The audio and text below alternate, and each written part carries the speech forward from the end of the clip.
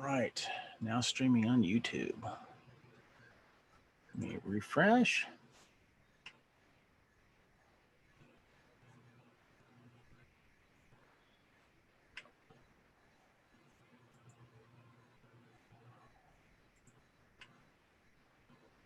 Okay. Hello, YouTubies. Give me a second here. I want to just put this out on Facebook. Oh, I should probably get my recordings ready. Yeah, that would help. I almost forgot that. All right. I don't need that open. All right. Why can't I get this ready here? Descriptions. Oh, there we go. Facebook. Oh, should I get my recordings ready?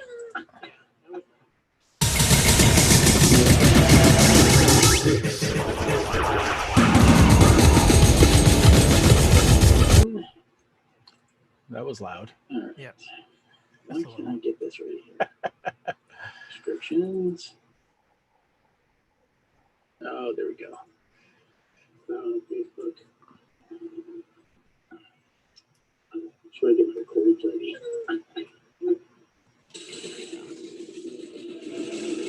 Let me turn off that.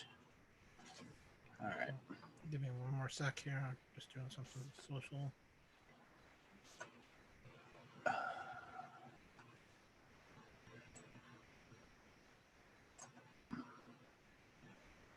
Live chat. No, don't need that. Okay.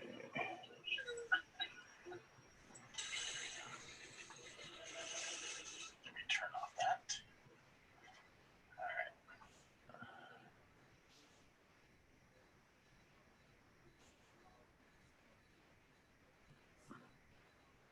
Oh, there we go. I can just do that.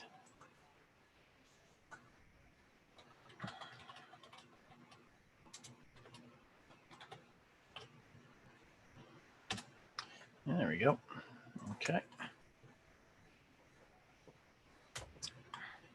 As here.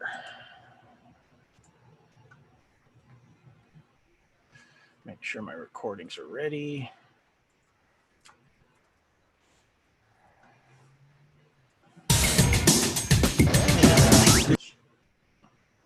What was the Neo Geo in 1990?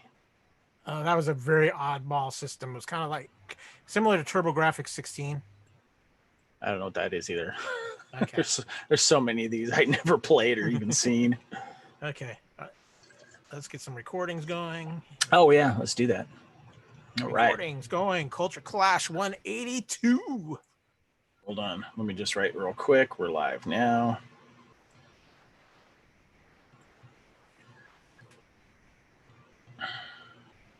Give me one moment.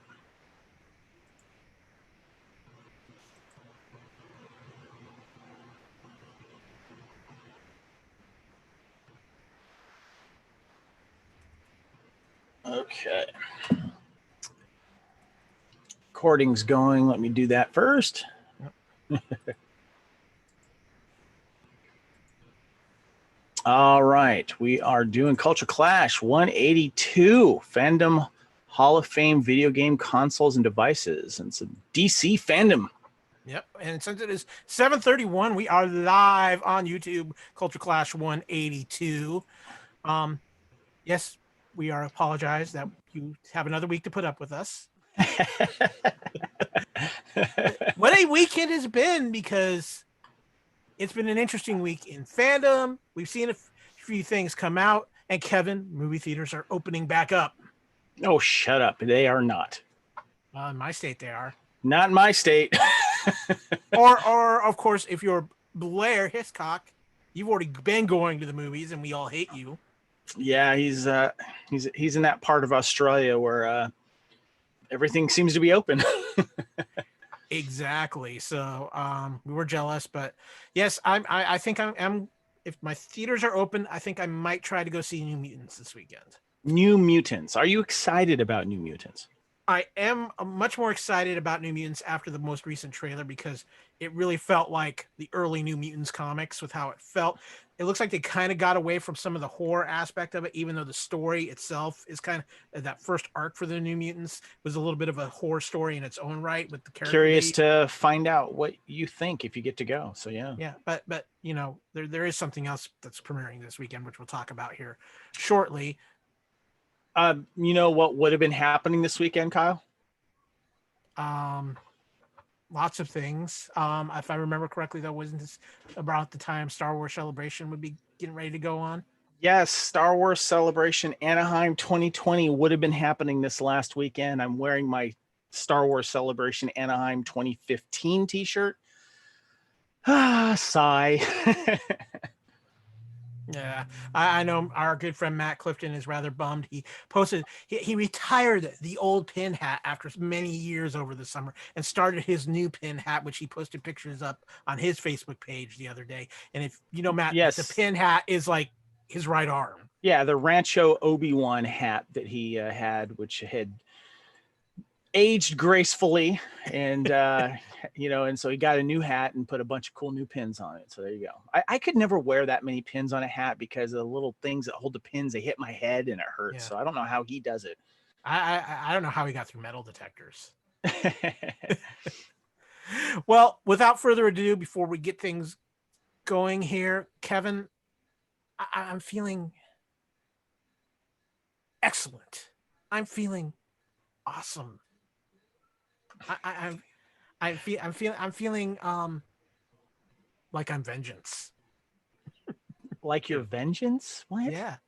Well, because you know, well, dude, you're being the so weird thing. I can't get what you're saying. I know you just made a reference to Bill and Ted, but the vengeance thing, what?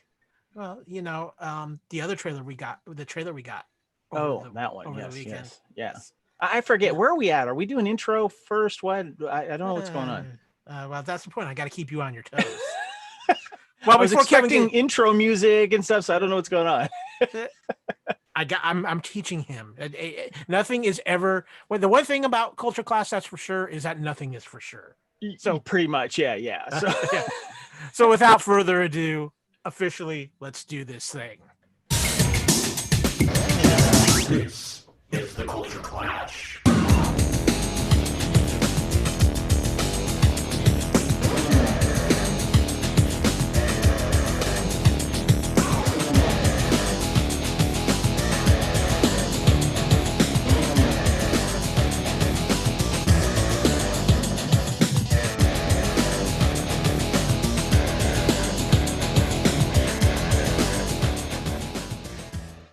So Kyle, we have a special guest, sort of speak, in the chat right now. Our buddy Murph from our buddy Murph. Yeah, do I have to call him special? He's a Raider fan. Yes, yeah, you do. Yeah. I mean, he's perfected the art of YouTube and podcasting, and you know, he's kind of our YouTube Obi-Wan. So there you go. But anyway, he's very excited about a certain movie coming out that we will talk about very shortly. And also, I want to say hi to Carlos. He's in there as well. So what's up, Carlos? Yes, we got viewers. We're here. We're live. As Kevin just found out about a minute ago, that anything can happen when you're live. With that, I like how you said it. You know, stuff is unpredictable. That's just a way of saying you just messed up and you're covering yourself. I'm perfection. I don't know what you're talking about. But however, let me tell you where you can find not only Culture Clash Live, but all the great shows of the Fandom Podcast Network. And of course, on the actual podcast side of it, it starts at fpnet.podbean.com. Of course, you can also use the Podbean app on your mobile devices. Just search for the Fandom Podcast Network. And we are all over the place when it comes to being on other podcasters. Whether it's Apple Podcast, Stitcher, Google Play, Spotify, iHeartRadio, TuneIn, which ties in with Amazon and Alexa. And speaking of Amazon, we are now officially part of Amazon Music as well. Does that mean you could ask Alexa to find the Fandom Podcast Network? Yeah, I'm working on that. It hasn't kicked in quite yet, but we're getting there. So that is exciting. We got one more we're working on, so hopefully I'll have some news about that soon. They take a little longer, so we'll see how it plays out. But too, we love for you guys to follow us on our Facebook page as well, where we try to keep you updated with all the news that's going on in fandom. Just search for the Fandom Podcast Network on Facebook. If you want to hit us up directly, you can always email us too at fandompodcastnetwork@gmail.com. Of course, you can follow us on a couple ways on social media besides Facebook, on Instagram at Fandom Podcast Network, or on Twitter at FanPod Network. Kevin holding up the cup of maybe the third place team in the AFC West. Nice. No. Oh, they're going to be number one, man. Number one. Oh, I'm sorry. Where was I?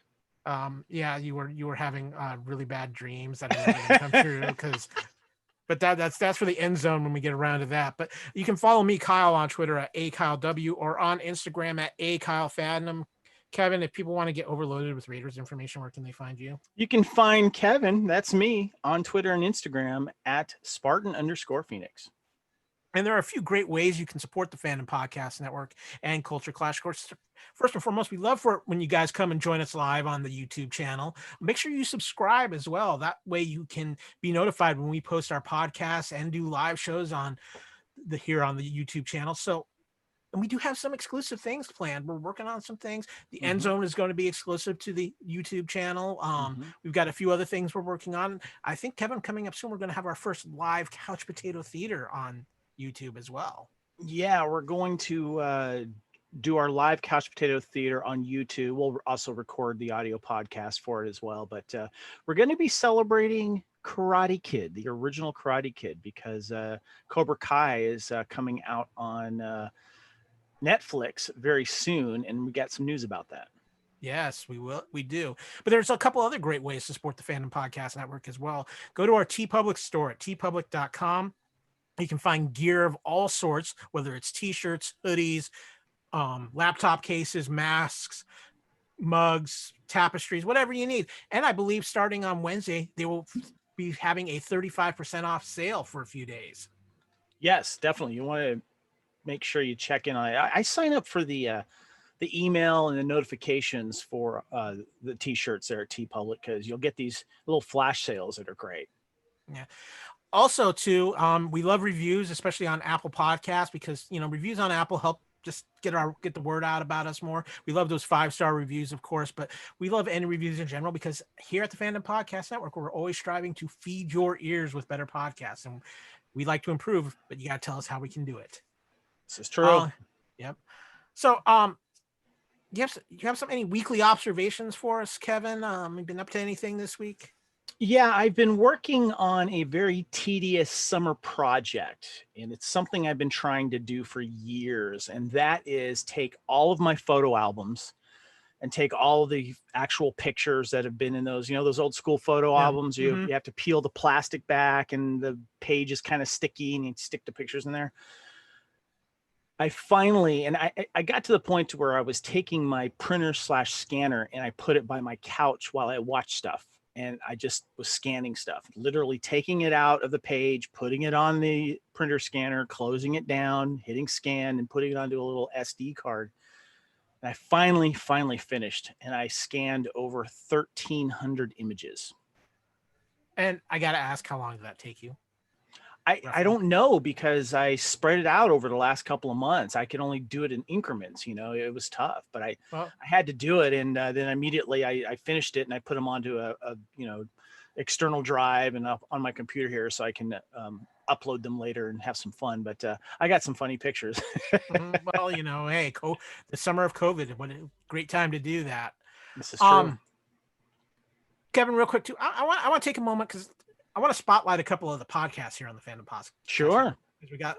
I'll start with our Lethal Mullet podcast, because they just put out, of course, Adam O'Brien over there just put a great classic movie out on Lethal Mullet. We talked about Megaforce a few weeks ago on Lethal Mullet, you and I. Adam followed up with another Hal Needham film, Cannonball Run. That is a classic. Yes, one of the great car chase movies of all time. So yeah, and so many actors cameos in that one as well. Yeah. And the other thing I want to spotlight on is a little Couch Potato Theater, because you, myself, and of course the queen around here, Miss Haley, yes, did the Disney classic The Three Musketeers. Yeah, that was a lot of fun. Just a classic film with a great take on that story. And, we talked about the soundtrack as well. But we also wanted to let you, Murph, because I know you're watching, and everyone else out there, that this week, right before the release of what we're going to talk about, is we are releasing the Couch Potato Theater that me, you, and of course our friend Murph from Raider Fans Radio, we did a Couch Potato Theater on not one but both of the Bill and Ted movies, and we're really excited. We're going to be releasing that this week as an audio podcast because, Kyle, we're very excited about what's happening this weekend. Yeah. So first and foremost, Bill and Ted, the Couch Potato Theater, covering both Bill and Ted's Excellent Adventure and Bill and Ted's Bogus Journey, will be out tomorrow, Wednesday. Yes. So watch for that on your feeds. It will be on Wednesday, August 26th. Yes. That'll be on the FPNet feed as well as our YouTube channel feed. But Kevin, is your guitar tuned? Are you ready? It is, man. I'm really excited, guys. If like we've been teasing, this weekend, Friday, August 28th, is the release digitally. Bill and Ted Face the Music. I think you can rent it, but Kyle, I purchased my copy. Oh yeah, I did the $24.99. Get you it on the Friday. You own it. It's perfect. You did yours through iTunes, right? Yeah. Disney Plus. They just saying you could learn a lesson from this one. I know, right? Yeah, I purchased mine through Vudu. I'm really excited because I wanted to own this copy. And in the movie, it's cool too because I was looking at the running time. It's only like 92 minutes, which is good. So this should be a fun comedic movie. And we don't know how good it's going to be, but we don't care. It's Bill and Ted back, man. Come on. Yeah. Well, and I think this is the perfect example of how to do a movie direct to streaming, even though I know Bill and Ted's going to get a bit of a theatrical release in some places as well. I'll go see it in the theater. If it comes out, I'll go see it. But, and I'll buy it on Blu-ray, whatever as well. This is, you were kind of teasing just now that we wish that you could do the same thing at Disney Plus with Mulan that's coming out. But no, you're only renting Mulan for $29.99 when that hits. Yeah. Here's the catch. Here's how that works. You own it as long as you have a Disney Plus subscription. You give up that subscription, it's gone. Gotcha. Okay. Well, that's a little better. So you can continue watching it later. But yeah, so excited. There we go. Yeah. I know you're excited for Death. I know that's what you're really Death is great, man. Yeah. William Sadler. I know Murph's excited. He's excited. I mean, are you going to stay home, watch it, order some pizza? What are you going to do, Kyle? I might make it a double header day. I got 2 more weeks of getting out at noon on Fridays because it's kind of our slow time of the year. So I might get out of work, go see New Mutants, and then come home, get a pizza, watch a little Bill and Ted. Very cool. Do my own version of a double header. We'll see how. I think I'll get some Mexican food and just make it a night at home watching some Bill and Ted. I'm excited. I'm so glad that I will not be at your place because I don't need, and you don't own Smell-O-Visions. That's all I'm going to say. Well, Kevin, are you feeling most excellent? Are you feeling tuned in? Let's news. Let's news.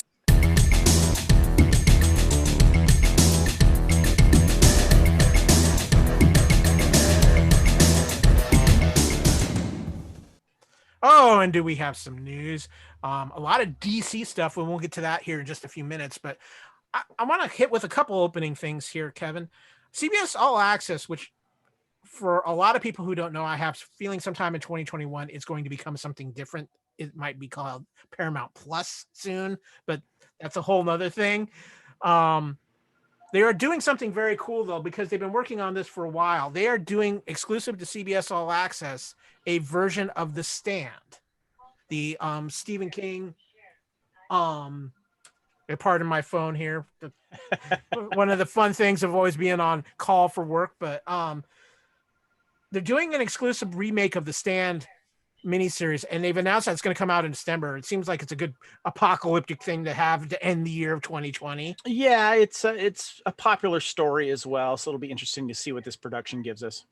Yeah, this has a pretty interesting cast in it too. You've got Whoopi Goldberg, Alexander Skarsgård, James Marsden, Odessa Young, Amber Heard is in this. There's also Josh Boone, Ben Cavell, a bunch of Catherine McNamara, Heather Graham is going to have an appearance in this. Greg Kinnear. It's an interesting cast. I'm really looking forward to this. I love The Stand. I love the original. What's the running miniseries. time on this? It's going to be, I believe it's going to be 2 parts, 2 hours each. So about 4 hours. That's that sounds about right. Good. About 4 hours. I could be wrong. I'm trying to see because it really doesn't. It's going to premiere December 17th. So, but I'm looking forward to this. Like I said, I love the original. I love the book, but I also love the miniseries that they did in the 80s with Gary Sinise as well. Yeah, I don't remember that one. I remember it, but I don't remember it well. Yeah, it's been a while since we've watched it, but something I do know you remember well, and it just ties into what we talked about earlier, how Kevin and I are going to be doing our first live Couch Potato Theater with the Karate Kid. Part of that reason is because over the summer it was announced that Netflix had acquired the rights to Cobra Kai. They wanted to get it to a bigger platform, and I think more successful. Netflix, who has money to burn, just went, here you go, we'll take you. And Netflix is debuting season 1 and season 2 of Cobra Kai on August 28th, Kevin. That's this Friday. Yeah. Yeah. A lot of people have not gotten to experience Cobra Kai because they didn't really want to pay for the YouTube premium service. Right. So, but so many people are on Netflix. This is a great time to do a refresher. Netflix put out this great trailer with a little bit of using the song "You're the Best Around" from the original. Yeah, Karate it was Kid. the Karate Kid / Cobra Kai Legacy, and it's basically an extended trailer of most of what, bringing everyone up to date on what the Karate Kid / Cobra Kai was and how it started from the original Karate Kid movie all the way up. Although I didn't see Hilary Swank in there, so I guess we're not going to see her. I think we're good, better off without. But at the very end, you obviously start to see the scenes from season 1 and season 2 of Cobra Kai, and then there's a little quick teaser of some new footage, a teaser too, and a possible return of a character, which I'm speculating is from Karate Kid 2. Well, it'll be interesting. I think you might be onto something. I could be wrong. I could be wrong. But yeah, the bummer thing about this is season 3 will not be out until 2021, and we have not gotten a date in 2021. Oh, that sucks. I was so hoping it would come out this fall, but man, it's going to be over a year then since 2 came out, but hopefully it'll be worth the wait. Yeah, Kevin, will you hash brown that and throw it on the internet? I will hash brown that and throw it on the internet. When you see that new trailer, you'll see what we're talking about. Yeah. So let's talk about what actually was the big thing this weekend, as far as fandom things concerned, and that is DC Fandom. This was DC's kind of virtual convention. They're actually going to do a second one of these in September, which is going to cover a lot more of the comics. So you weren't misspelling fandom. Yeah, exactly. It's fandom. Gotcha. Yeah. Okay. It was a whole virtual convention, and I gotta say, of the ones that I've kind of experienced, it probably was the most well organized one, and they did a really nice job with it. Again, the more focus on this was what was going on with some DC movies and TV shows, but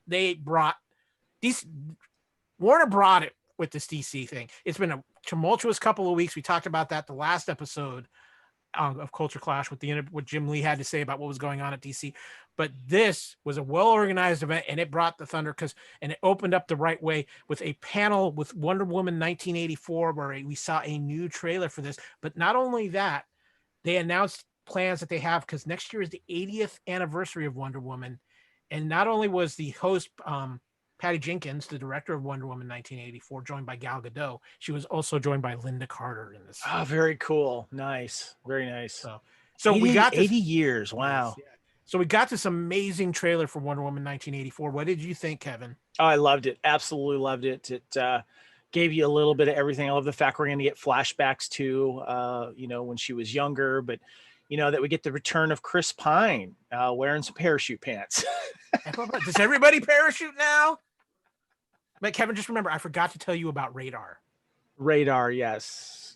No, I am very. But you get to see a little bit of Cheetah, the villain Cheetah, I guess, and so yeah, it'll be interesting. Yeah, that brought some interesting memes onto the internet after the trailer came out. Yes, it did. Thank you, Matt Clifton. No, I'm very excited about this. It looks good. Gal Gadot is obviously phenomenal as Diana Wonder Woman. Bring this on. I'm really looking forward to Pedro Pascal as this too, as the character Max Lord. And I think I figured out kind of how they're intending to bring Chris Pine back into the fold here. So I'm very interested to see if I'm right. I have not. I'm going to keep that out there. You know, I want to kind of experience it for the first time. So, but yeah. But next up, not so much a trailer, but a very interesting behind the scenes snippet of James Gunn's The Suicide Squad, Kevin. Mm-hmm. This is the perfect director for this group of misfits. I wish he would have directed the first one instead of David Ayer. Yeah, it looks fun, and they did a great job of showing obviously scenes from the film behind the scenes, and that they also did a great job of showcasing James Gunn having fun directing it as well. And I think that was done on purpose to make sure that fans who were disappointed with the first Suicide Squad are realizing they're going to get something a little different here, of course, by James Gunn, who's done quite well for himself with the Guardians of the Galaxy films and stuff like that. Yeah. And you've got some familiar faces coming back. You've got Jai Courtney as Captain Boomerang. You've got Viola Davis coming back as Amanda Waller. I think that's huge. Obviously, Margot Robbie is coming back as Harley Quinn, but I think if she just walks into the DC offices and says, "I'm ready for a Harley movie," they say, "Okay, here's the script. Let's go." So this is pretty much a sequel then, right? No, that's not true. It's not. They're not saying it's a reboot, but it's really not going to have any ties to the original film either. I think they're kind of just pushing that to the side, but there's some great new faces in this too. We have Idris Elba, who's going to be in this. You have John Cena, who is just looks like he's hamming it up as much as he can. Of course, James Gunn's good buddy Nathan Fillion is going to be in this as well. So yeah. Really, this is going to be fun. Do we have a release date for that yet? Just sometime in 2021, probably. I'm guessing summer 2021. Feels like an August. Sometime. Let's just say sometime past COVID. Yeah, exactly. One of the things that's interesting, they did announce the villain for this, and it's going to be Starro the Conqueror. Very interesting choice. Yeah, Starro is a alien starfish that takes over bodies. All right, cool. So that's going to be interesting. Next up, too, there's one thing that I had at the top, and I want to save that kind of for last as far as the fandom stuff, because I think it was the biggest thing. But The Rock, who has been for years talking about doing a Black Adam project, finally made an appearance. It's happening. They're putting it together now. They have cast somebody to play the character of Atom Smasher, but the big news coming out of this with The Rock was the fact that they are planning on putting the Justice Society of America into this Black Adam film by including the characters Dr. Fate, Hawkman, Cyclone, and of course Atom Smasher, who they have already cast. There's a lot of rumors about who might play Hawkman that have been floating around. The two big names seem to be Alexander Skarsgård or Michael Fassbender. Just so we're clear, this is a live action film that is part of the DC Shazam universe, correct? Exactly, because Black Adam is. Sorry, I had to dumb that down because I'm still trying to figure that stuff out. Yeah, well, So, of course, maybe the second biggest thing that people were talking about, expecting to see out of this, Kevin, was we finally got our first real trailer for the Justice League Snyder Cut on HBO Max, exclusive to HBO Max. I'm still not quite sure how I feel about this. My curiosity has piqued. I do think a couple people are going to benefit from this. I actually think this could really benefit Henry Cavill's case to stay on as Superman, because I think he's going to get. But here's my problem with this: the cut is 4 hours, and HBO Max is going to break it into 4 1-hour quote unquote episodes or parts. Why do you have a problem with that? If it's on the format of HBO Max at home theater, you could watch it in increments or then later on watch it as one full thing. Why do you have a problem? I thought that would be one of the least hangups you'd have. I think the problem I have with it. I mean, this isn't being made to be released in the theater. Right. No, I gather that, but it makes me concerned that it's going to be overly bloated. Yeah, but it sounds more like they're kind of doing a little tiny mini series remake of this thing or extension of this thing, because they really want to flush out a lot of the storylines and the characters and stuff. So I mean, that's the least of my concerns. I mean, make it as long as you want. If you want to cut it up, fine. So yeah, my basic thing on this is there's going to be a lot of ass scenes that are going to be familiar from what you saw in the actual Justice League movie, but there's going to be a lot of stuff that's different too. They're spending $30 million on this project to take this already existing film and let Snyder kind of do what he wants with this. This is interesting. I thought it was very interesting too that the song that's playing over the trailer is Leonard Cohen's song that was used in The Watchmen as well. I thought that was a very interesting choice. That's that was my problem with it, is throwing some classic Leonard Cohen on there. I would have chosen something a little different, maybe. I don't know. Yeah. Yeah, that's all I'm gonna. What are we say on? Pump about up the that. volume here. Yeah, something like that. Different song, but still, so. Yeah. You know what? I'll be honest with you. I'm. This is unprecedented for something like this to happen with a film, and I find this very fascinating. I'm actually kind of excited about it because I'm a fan of the original film anyway. A lot of people aren't, but I am. Both versions, I don't care. I liked them, so there you go. Yeah. One other thing I want to add real quick, Kevin, that I didn't have in the notes too, is it came out over the weekend. It looks like Ben Affleck's going to have one more appearance as Batman. Have you heard about this? Yes, with another Batman. Yeah. He is apparently going to be in this Flash movie that they're still trying to work on. I'll believe it when I see it. But I think it's good that they're going to try to do this because I think it's going to give Ben Affleck at least a chance to have a proper exit from these DC films instead of just being gone. Are you going to say what it is? Well, he's going to be in the Flash film, along with Michael Keaton, which we've already known about. But again, I'm also of the theory this Flash film has already gone through 4 directors. I'll believe it when it actually happens. If I can get more Batfleck, bring it. That's one of my favorite things about the Justice League film. I love Ben Affleck as Batman and Bruce Wayne. Love it both. I hope he returns and does it again. Yep. Real quick too, I want to shout out to Murph because he was talking about the fact that King Shark is also going to be a member of the Suicide Squad, and he's going to be voiced by professional wrestler Samoa Joe, which is going to be quite fun. Nathaniel joined the chat too. What's up, buddy? But yeah, that's cool. I did not know that. Yeah, Murph's dropping some DC knowledge there. I didn't know that, so that's cool. Yeah, Murph, I give you thumbs up for your DC knowledge. A couple of fun little side notes too before we get to the big news coming out of the fandom was, if you follow the play video games of all, one of the bigger comic book video games has been the Batman Arkham series. We had Batman Arkham Asylum, Batman Arkham City, and Batman Arkham Knights. Well, the same crew is going to bring you Gotham Knights now. And the basis of this game, it appears Batman has been killed, and it's going to focus on the Batman family throughout this game, such as Robin, Red Hood, Nightwing, Batgirl. Looks phenomenal. I'm definitely going to check that out. I love. So there's another universe where Batman's dead. Yeah, apparently so. All right. Another one of the panels, and to me, this is still the best TV show that DC has, and it is going to HBO Max, but it is the Titans series. This has been very good. A lot of people, I think, will jump on it once it hits on HBO Max and really see what it's about. Season 3 is coming, and they have announced that the Jason Todd character will advance to becoming the Red Hood in season 3, and that Barbara Gordon will be a part of season 3 of Titans, as she will be Commissioner Barbara Gordon. Question: who's Red Hood? Red Hood is Jason Todd, the second Robin. Now, I'm going to get you really confused here real quick, Kevin.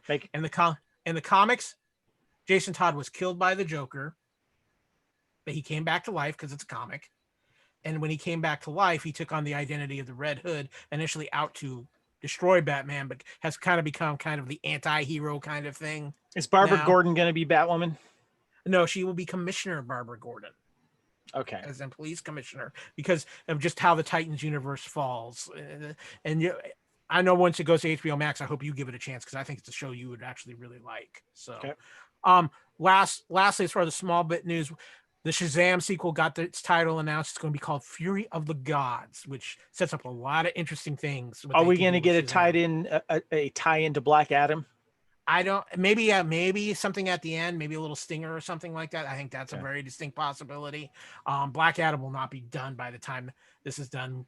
Black Adam might not even start filming by the time. So a nice end scene that kind of tease his character in the movie, maybe. Yeah. So let's get to the big thing though that came out of DC fandom, the Batman, and they had the director for the Batman there. He talked what does the chat think of the Batman film? I'm kind of curious. The Batman trailer there with Robert Pattinson. Kind of curious. Yeah. I want to throw out a couple things he talked about real quick. He talked about the spin-off Gotham PD show that's coming. We had talked about that a few weeks ago, Kevin. Mm-hmm. And you had asked, well, we had Gotham. What's going to be so different about this? The difference is going to be it's going to take place pretty close to when the Batman movie starts. It's kind of like after year 1 of Batman. So it's going to focus on what the Gotham PD stands when Batman is around, but he's people aren't quite sure about him yet. He's still just kind of this weird vigilante, and it's going to deal a lot with like the corruption in the Gotham PD. It's going to focus on an officer who apparently his family has a long history with Gotham PD, and he's trying to figure out what to do. It sounds interesting. It sounds like it's going to be more of a hard-boiled noir type cop series. So I'm kind of fitting in the mold of what the Batman is going to be. So I'm excited about that. But the big thing was we got our first look at the Batman. Of course, the director had said this movie is only 25% finished. In fact, Right. they supposedly in September can go back to start shooting on the Batman. I was highly impressed with this trailer, Kevin. I loved everything about this trailer. Me too. I like the look of it. I like we're getting a tease of the Riddler because Paul Dano is supposed to play the Riddler. Colin Farrell is going to be playing Oswald Cobblepot, of course, the Penguin. We got a little tease with Zoe Kravitz as Celine Kyle, Catwoman. Andy Serkis, Alfred Pennyworth. But I love the feel of it. And Robert Pattinson, I'm digging his outfit. I'm digging his car. I love that we're getting a different take on this, and I like the fact that Pattinson and he's a good actor, by the way. If you haven't seen a lot of his other stuff, don't judge him on the Twilight films, please. But I think he's going to bring what we need to a good Batman and hopefully a good Bruce Wayne as well. Yeah, no, I really like what they were doing. I like the aspect because it does feel like you kind of have a Batman who is still early on in his career and he's trying to figure out exactly what's going on. And it sounds like they're going to play up on that. It's Batman. It's basically year 2 of Batman is what they're saying is as far as time frame for how long he's been Batman. He's going to be making some mistakes. I'm excited for the cast of this. I actually love the casting of Jeffrey Wright to play Commissioner Gordon as well. Huge fan of Jeffrey Wright. I think I first became a fan of him when I saw the first Shaft movie with Samuel Jackson, and then of course followed him through the Bond films as Leitner and all of his other stuff. But Murph said that he loves it. Batman on a crime scene, solving crimes. He's the world's greatest detective. Nice to see it on screen. That was something that was teased about early on before we seen this trailer, that they were going to spend more time of his detective skills, and I hope we see that. Now, I think very much. We were talking about it on another podcast we recorded here before. It kind of has almost like a Seven kind of feel to it a little bit. A little bit, yeah. Trailer. Yeah. It kind of gave me that. Yeah, the only concern I have is too many guest star villains, and I hope that they're able to balance that out to where we don't get too much. I think from what I've heard of some initial talk, I think the Riddler is going to be your main focus here. Mm-hmm. I think you're going to see the Penguin before he's really the Penguin. Even Colin Farrell has said, yes, I'm in this movie, but I don't have a lot to do in this movie. So right. I think it's going to be kind of more introducing to set him up for future things. And, Zoe Kravitz as Catwoman, I'm really looking forward to that as well. Also, Andy Serkis as Alfred. Yeah. I'm excited. That's gonna be an interesting good cast. So, mm-hmm. With that, it's time to move a little forward. I'm still working on a proper intro, so bear with me here. Got a couple more, another week, we should have something. But in the meantime, we have seen a few things. So once again, it is time to buy it, stream it, or unsee it. Now, Kevin, this kind of leads into what our main topic of the evening is. Yes, it is. We talked about last week. And our last week's topic, yes. Yeah. Inspired by a new documentary series that came out on Netflix that led us to our Magic 8 Ball asking us our favorite coin-op games last week, and leads us to the main topic of this week's show. We are going to be walking into the Fandom Hall of Fame again to talk some game consoles, but it was brought on by this new documentary on Netflix, High Score. And it's a 6-part series. I've watched the whole thing. Kevin, you got through the first 2 episodes? I watched the first 2 episodes. Yes. So let me go ahead and get your initial impression of this series. This is fascinating because you get a great backstory on the start of home video game systems, and it interviews very important people of this history. The guy that created the infamous ET game, the kids that were playing this game younger and going to these competitions and making a name for themselves, going to Japan and talking to those people and those creators and the trends. And it's very, very fascinating. I loved it. Well, at least what I've seen so far. I highly recommend this. Yeah, I have watched the whole thing. I thoroughly enjoyed this. One of the things I like about it is the end of each episode kind of leads into the new episode, Yes. which Yep. they do. As you get into some later episodes, my favorite episode was kind of the episode that talked about the Sega Genesis and how it kind of rose up to challenge Nintendo and really for a while knocked Nintendo to second place. Yeah, that's true. Especially in the 16-bit era of video games. Another fun episode talks about violent video games, a lot of focus on Mortal Kombat, but they also talk a lot about one of the all-time worst video games ever, yet a cult classic video game because of what it was, and that was Night Trap. You remember Night Trap, Kevin? I don't know. Night Trap was this CD-ROM game, and it was horrible. It ended up becoming like almost like a bad B movie, but because it got what it ended up coming, it came out on the Sega CD, and Sega really sexualized it with the scantily clad girls in it and things like that. It was also one of Dana Plato's last projects. Oh wow! How did the episode role players come out when they talk about role playing games and Dungeons and Dragons? That was interesting. They spent actually a lot of time talking about Dungeons and Dragons itself, and they spent a lot of time talking about the early RPGs where you would just type into the computer screen your actions and things like that. Right. Like that. So they get a lot of history going. I think the one thing about this, and the final part is all about shooters, and they focus a lot on when the original Doom came out, and some interesting things with that. Before we leave video games, because we talked about last week our Magic 8 Ball, by the way, Magic 8 Ball right here, of our top 8 favorite coin operated video games. And I stopped by Walmart yesterday and I got some cool stuff. I just got to show you this real quick. I got these little video games. I'm showing it up here for the things. And for the listeners, I'm holding up, it's probably about maybe 3.5 inches tall, and they have different versions. They have Galaga. I bought Galaga. And I also bought Ms. Pac-Man. This is the packaging here. They're in kind of a plastic packaging, and you can't play these games, but it does make the sounds, and it does show a quick little video of the game there, which I thought was really, really cool. Yeah. But if you want to play a game, you can get one of these at Walmart for $24.99. And I actually bought this. It's maybe about 8 inches tall, 9 inches tall, an actual playable Galaga arcade game. And you might be able to hear some of the noise there. So this thing's really cool.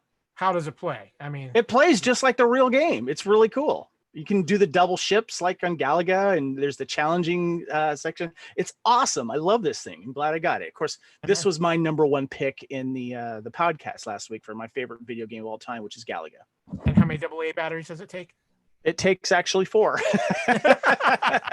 But you can plug it in with a little port here, and you can also listen to it with your headphones. Oh, cool. Does it give you a charger with it? No. Oh, okay. Yeah, but it's really, really cool. I highly recommend it. Yeah. 2,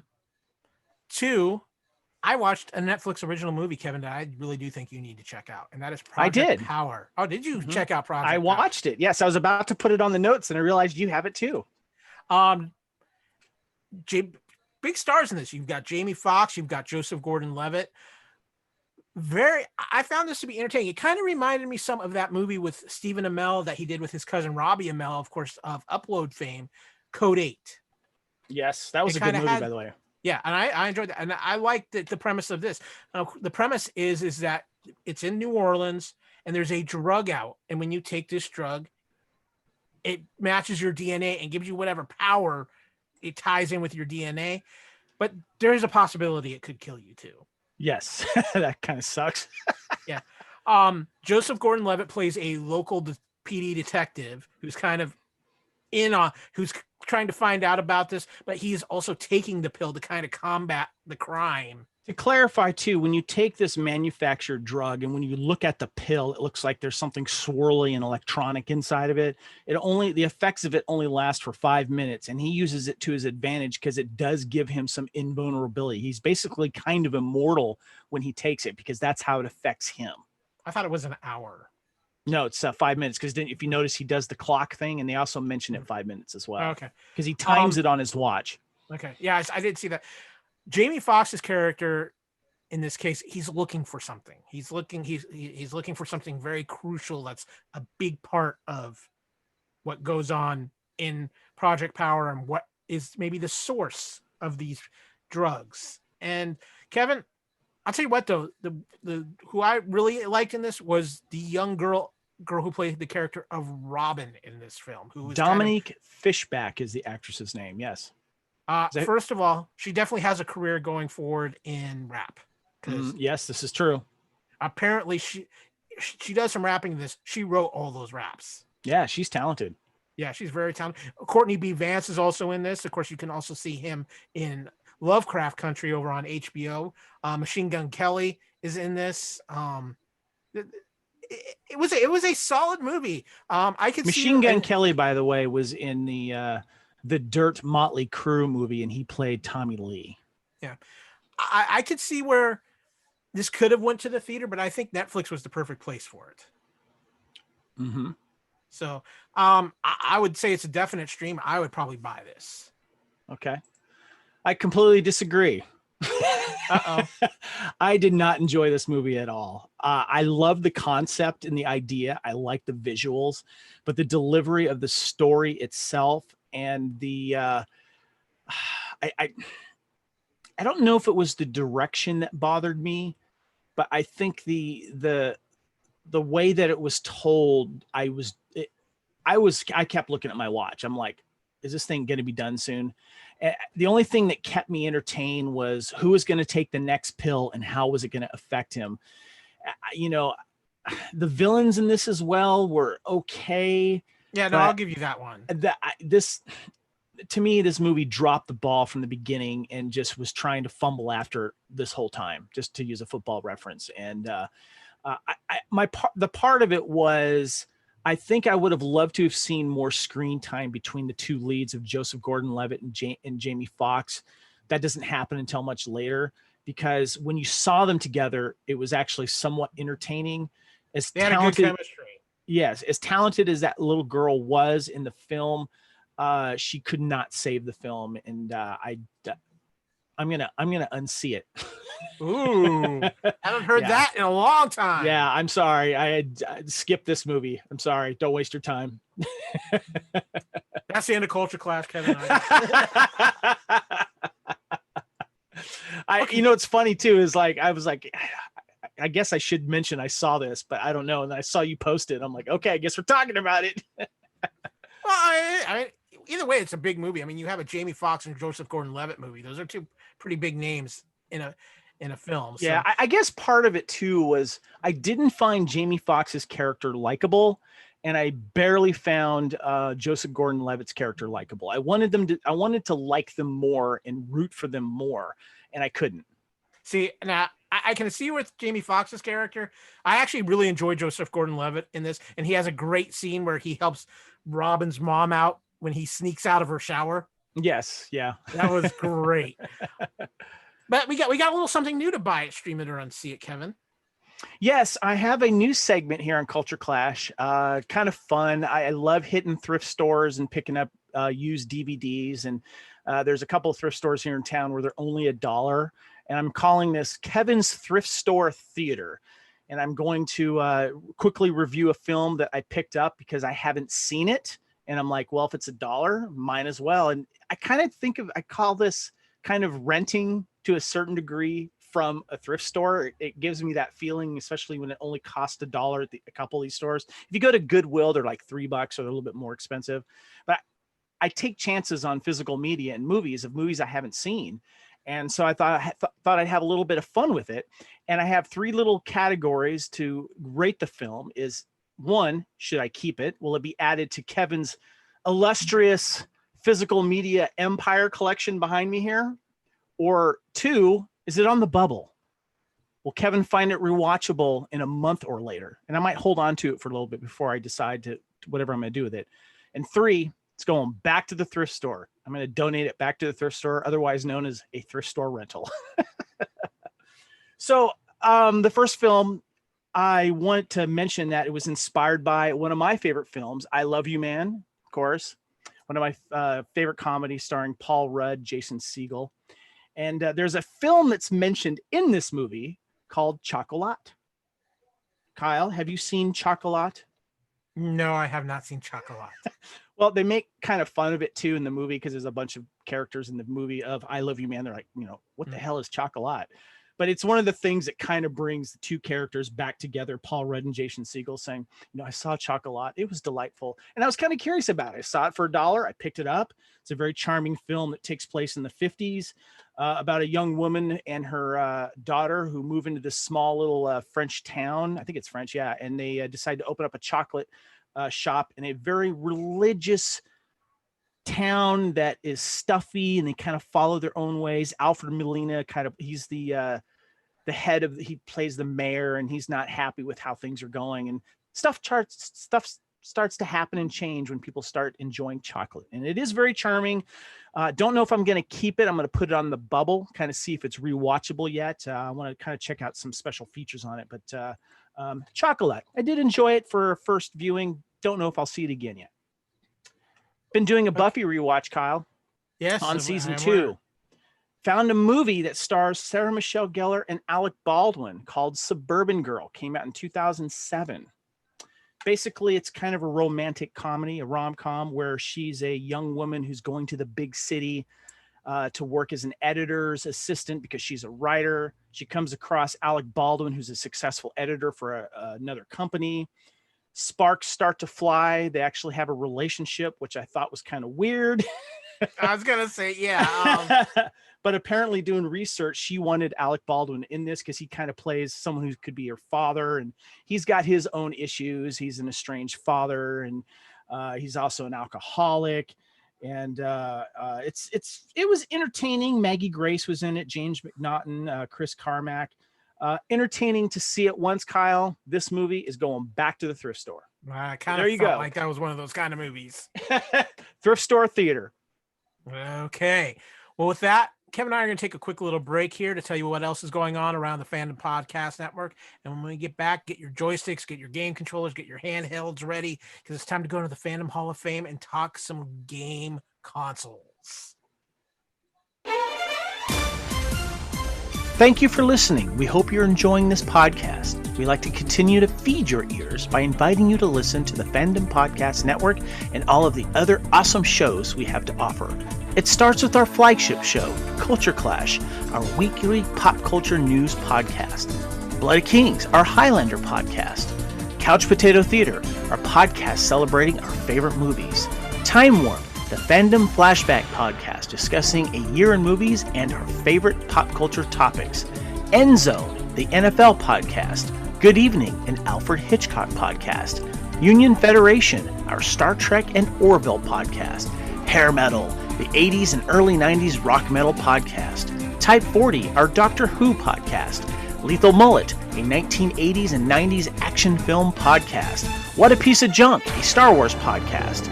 And our newest show, Making Treks, a new Star Trek podcast with a deep dive into the final frontier with host Mark Newbold and Adam P. O'Brien. You can enjoy all of these great Fandom Podcast Network shows on our master feed at fpnet.podbean.com. Fandom Podcast Network is also on Podcast, iTunes, Stitcher, Google Play, Spotify, and iHeartRadio. You can also find us on Facebook under Fandom Podcast Network. You can also email us at fandompodcastnetwork@gmail.com. You can also find us on Instagram and Twitter under Fandom Podcast Network. Thank you for listening, and remember, respect others and enjoy your fandom.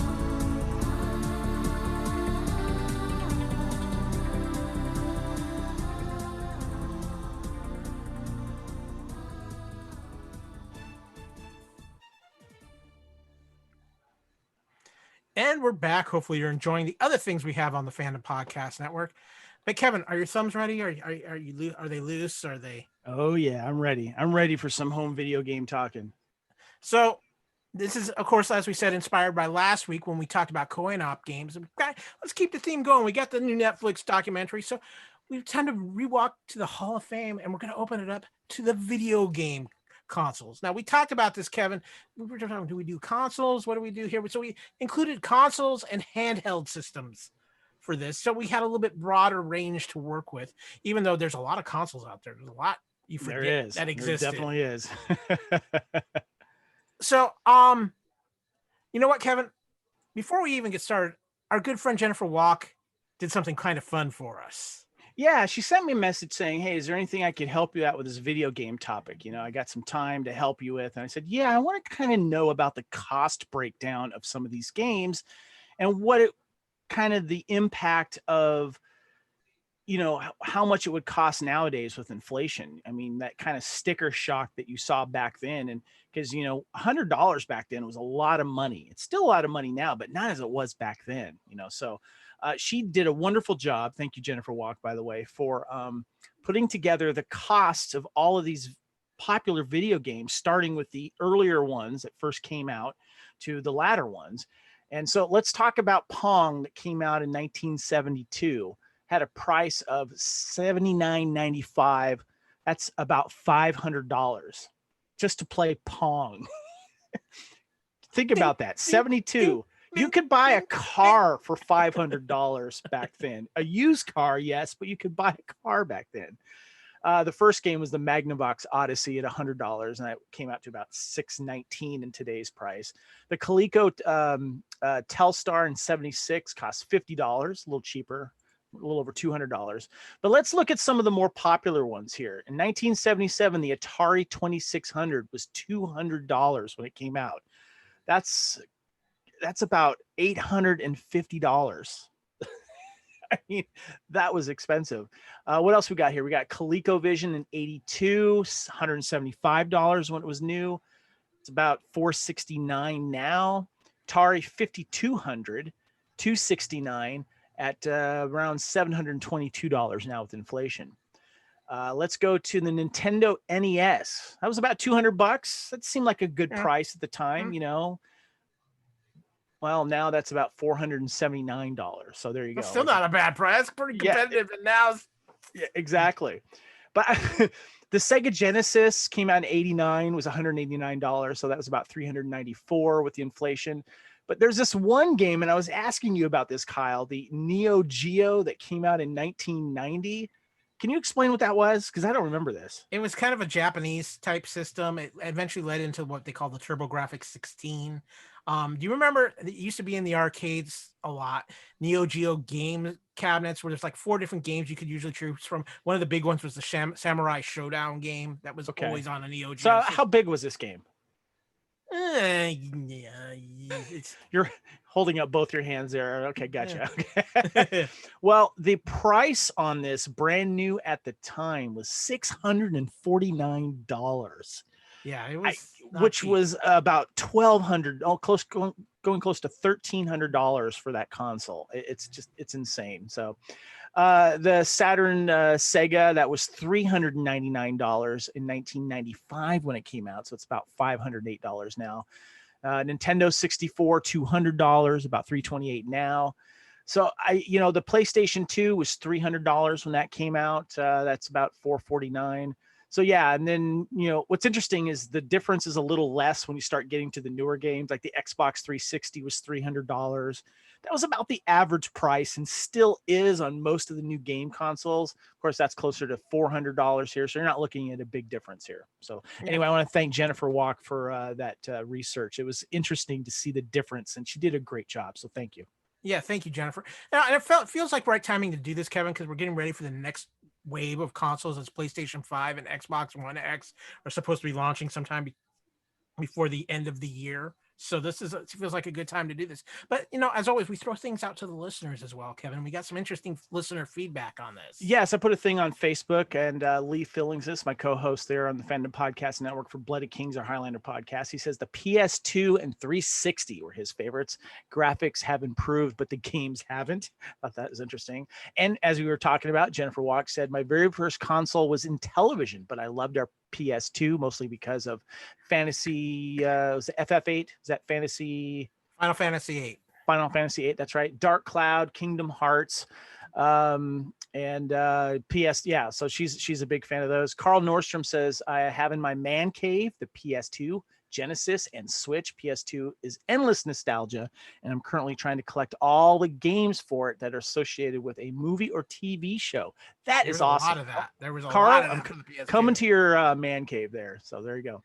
My buddy Aaron Porter said Nintendo 64, mainly due to GoldenEye and Mario Kart. And Ryan Stanfley put a GIF GIF, whatever, of the Commodore 64, Kyle, and one of my favorites. And then I sent him a picture of my current setup. And I'm going to show you this. Check that out. That The was such a brick of a keyboard. Nintendo 64. You I'm mean showing Comedy it for Sword? the YouTubers Commodore here. 64? Sorry, yeah, Commodore 64. I said Nintendo 64, didn't I? Yeah, the Commodore 64. How classic is that keypad Right. there, man? That is just so cool. So love this thing. And then what else we got here? My buddy Carlos says, I played a bunch, but I guess mainly a Nintendo player. Loved SNES, Super NES. Was a big fan of the original Game Boy as well. Matt Berry said the 64 and the GameCube. Very cool. And Haley Stoddard, of course, part of the family here at the Fandom Podcast Network. I never had a console at home growing up, but I did have an original non-colored green Game Boy. Loved it. Tetris is fun. I also like Kirby's Dream Land and Looney Tunes. Deborah Hickey said you still had my friend Charles' Game Boy. And he was like, you do? Chris Tribigio said Commodore 64, Texas Instruments, Atari 2600, Sega Genesis, PS1 through 4, and Xbox as well. Stephen McLeod says first the Amiga and is now the PS4. Chris Cantley said ColecoVision, had the Atari adapter and tons of games. I forgot about that. Oh. Donkey Kong was my favorite. Stevie also said, I meant to add all consoles, games, Game Boys, etc. Everything still works, loads of games. And he says that he wants to recreate them by getting a bunch of old TVs and hooking them up. So there we go. There we go. Do we want to do our first ballot Hall of Famer first, or do we? Yeah, but some real quick, honorable mentions. Real quick, our co-host of the Star Wars podcast, What a Piece of Junk, Derek Marsh, did jump in real quick. He said Super NES, NES 64, PlayStation 1, GameCube, Xbox 360, Sega Genesis, and Sega Game Gear. So, but yeah, let's go ahead and you want to do honorable mentions first? Yeah, let's do honorable mentions, and then we have one Hall of Fame walk-in that goes right in. No disputes, and we're going to save that till the end. Yep. Okay. So let me kick off some honorable mentions here for me. I'm going to go a little Sega first off, but I'm going to go Sega handheld. Can you say it right, please? Sega. Thank you. I hurt myself. But the Game Gear, which was the first ever color portable game system.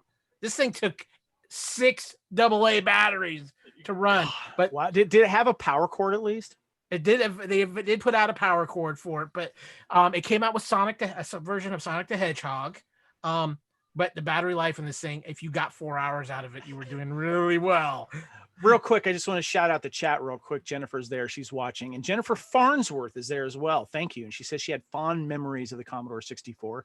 And Nathaniel's in there as well. He didn't post on Facebook, but he says Atari 2600, NES, Famicom, Pong, Game Boy, PS1, Genesis, Mega Drive, and the Wii.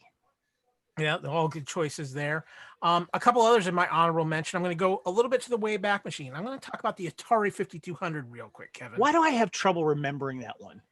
Because it was the one that came out after the 2600, and it had a weird controller. It was kind of like it had a keypad like the Intellivision, but it had a joystick up at the top of it. It didn't get a ton of a marketing on it, but one of the big things that was a marketing tool on it is it had an adapter so you could pop it into the top of the 5200 and put in your old 2600 cartridges. Oh, very cool. Very cool. Yeah, I think that came out at a time where I wasn't playing video games that often, and I think the market was being flooded by a lot of consoles at the time. Yeah. I saved up a $2 a week allowance all summer to buy a 5200.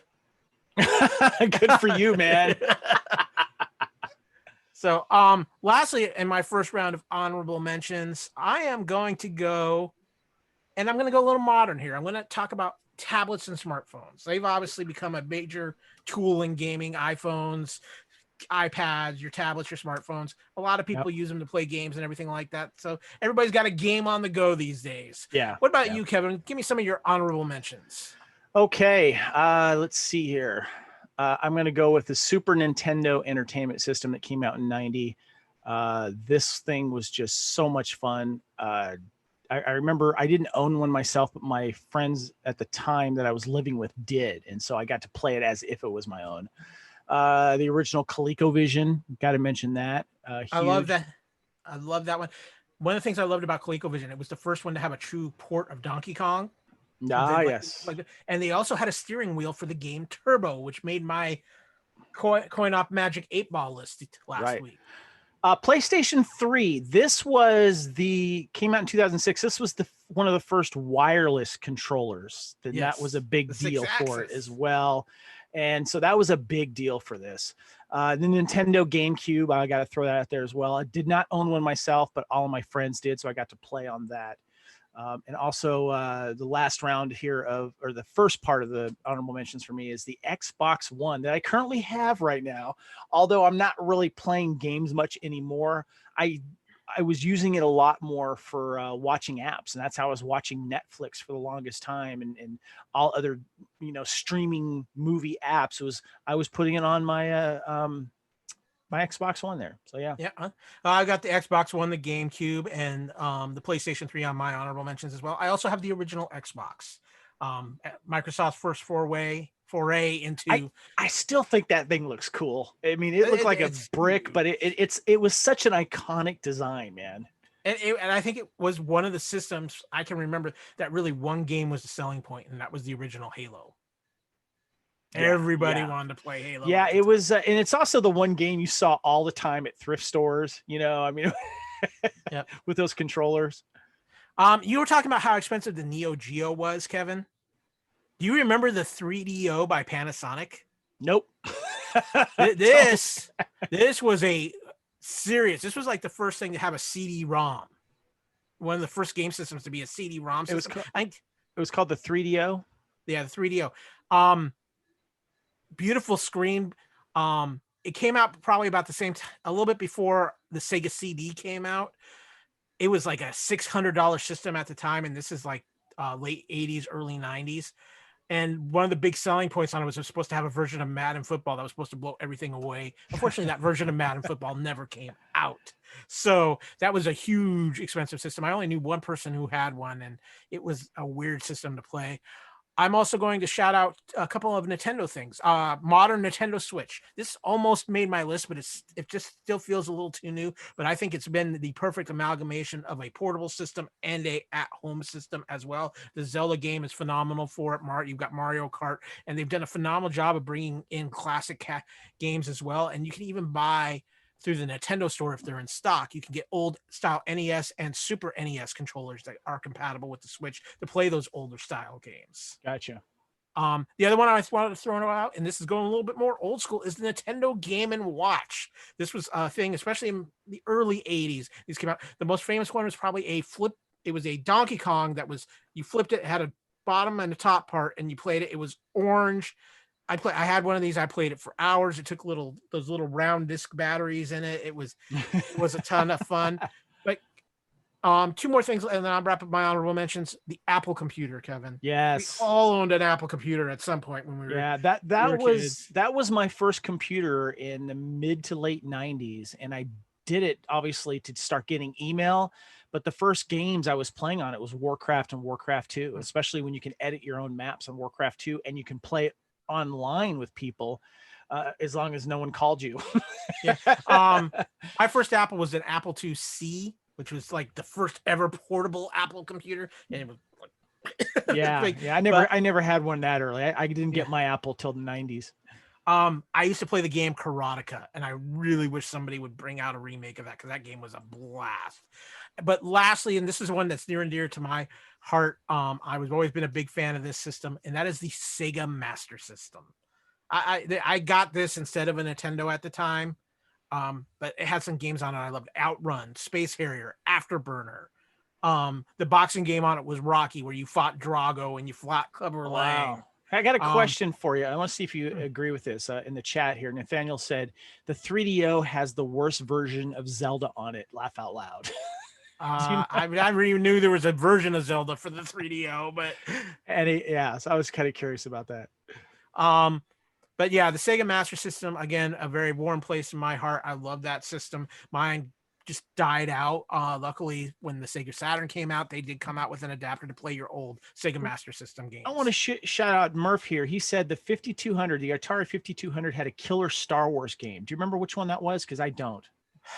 I think it might. I'm trying to remember myself. It might have been the one that was also on in television, where it was the Battle of Hoth. Okay. Oh, with the walkers and stuff like that, right? Yeah. Okay. Speaking of, I need to shout out to the Intellivision and honorable mentions.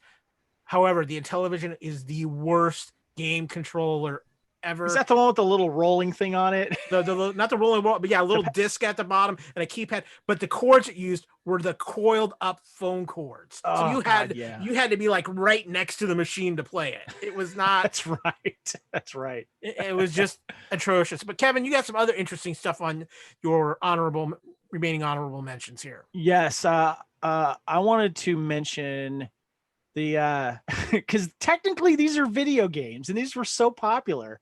The Tamagotchi pets, the little keychain pets, and you had to take care of them. Remember those? Those were video games, basically. Handheld video games, and they were so popular. I actually had one that was a Star Wars one with R2-D2, and you had to take care of R2-D2. But I thought those were kind of cool too. But one of my favorites, and I never owned one. I wanted it for so long, but my friends did. I almost picked one up later on that still worked, but I didn't because it was kind of expensive later on, was the Coleco mini arcade tabletop games that came out in 81. And this is if you wanted to actually play the video games at home. They were probably about maybe a foot tall, maybe about 6 or 7 inches wide. And you could play your favorite versions of the large arcade versions. And the ones that I can see here, there was Ms. Pac-Man, there was Frogger, Pac-Man, Galaxian, or a version of Galaga, and of course Donkey Kong. And they look so cool because they look like little video games. And usually they had the controllers that were the same. Usually the graphics on it weren't as good as the full stand-up ones, but they were good enough to really feel like that you were playing your version of your favorite game. So and that's it for my honorable mentions. I love those Coleco mini arcades. A lot of the old classic handheld style games. I know that a lot of them are put back into the new retro versions now. Yes, you can find at Walmart and stuff like that. Oh, those were always fun. But let's get into our nominees for actually going into the Hall of Fame. Kevin, first up for me, the Sega Genesis. Say it right. Sega. To me, this was the winner of the 16-bit generation of consoles. This was the first one where the game was a disc, right? No, they came out later with a Sega CD attachment to the Genesis. Okay, gotcha. All right, but that this Genesis goes down for a couple of reasons. One, it brought us Sonic the Hedgehog. Okay. It brought us John Madden football on consoles. Okay. Yep. It always came across in this generation as the teen and adult system compared to the Nintendo being like the kiddie system. Great. It was basically like marketed towards adults, right? It was more to teens and adults. Yes. Yeah. Because it was trying to get more adults playing the game. It wasn't just like a kids thing. Yeah, I mean, I think a lot of people will say even Sonic is right there at a Mario level as far as video game mascot definitely. recognition. That was probably one of their best,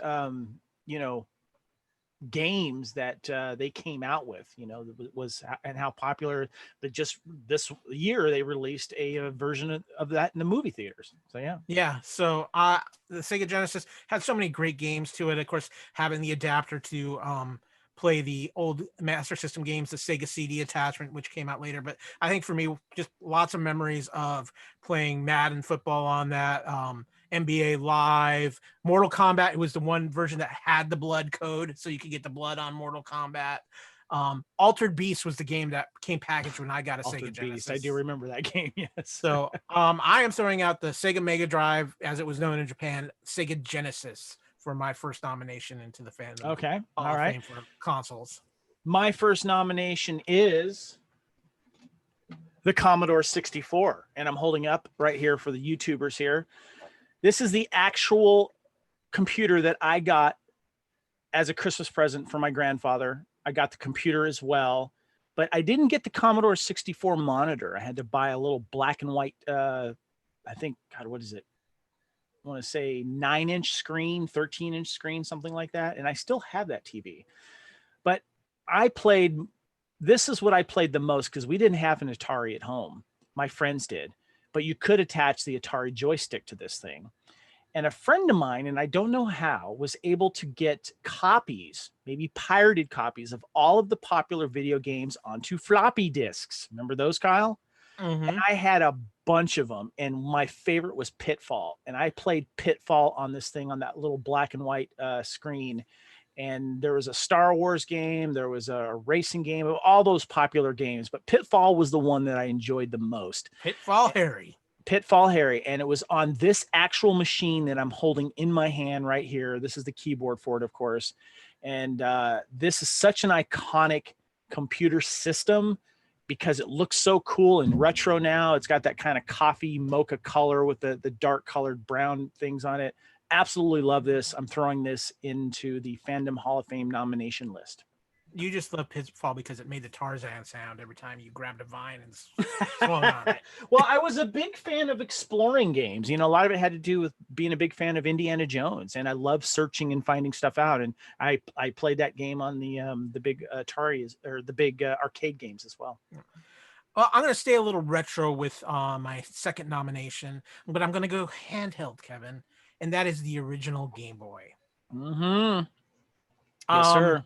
If nothing else, how many of us lost hours, if not days, to weeks, to months playing Tetris on the original Game Boy? Yes.